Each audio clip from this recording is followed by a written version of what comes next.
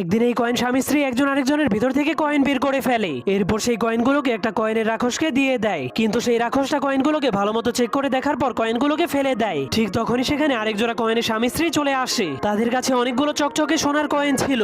এরপর তারাও তাদের ভিতর থেকে দুইটি সোনার কয়েন বের করে সেই রাক্ষসকে দিয়ে দেয়। এমনকি কয়েনের রাক্ষসকে খুশি করার জন্য একটা এক্সট্রা কয়েনও দিয়ে দেয়, যার ফলে সেই কয়েনের রাক্ষস অনেক খুশি হয়ে সেই কয়েনটাকে তার গলার ভিতরে রেখে দেয় আর বাকি দুইটি কয়েনকে মেশিনের মধ্যে ঢুকিয়ে দেয়, যার ফলে সেই মেশিনের ভেতর থেকে একটা কয়েনের বাচ্চা বের হয়ে আসে। যা দেখার পর সেই গরিব কয়েনের জোড়াটা কান্না শুরু করে দেয় আর রাক্ষসকে বলে দয়া করে আমাদেরকেও একটা বাচ্চা দিয়ে দিন। কিন্তু সেই রাক্ষসটা তাদেরকে বলে চকচকে সোনার কয়েন দিতে না পারলে তোমাদেরকে কোনো বাচ্চা দিব না। যা শোনার পর গরিব কয়েনের জোড়াটাও সেই রাক্ষসটাকে খুশি করার জন্য একটা পুরনো সোনার কয়েন উপহার দেয়। কিন্তু রাক্ষসটা কয়েনটাকে দেখার পর বুঝতে পারে সেটা অনেক পুরনো, যার কারণে সে তাদের কাছে আরো কয়েন চাইতে শুরু করে। এজন্য তারা শুধুমাত্র একটা বাচ্চার জন্য তাদের সবগুলো কয়েন খুলে খুলে শয়তান রাক্ষসটাকে দিতে শুরু করে দেয়, যার ফলে এবার রাক্ষসটা অনেক খুশি হয়ে দুইটা কয়েনকে মেশিনের মধ্যে ঢুকিয়ে দেয়। ঠিক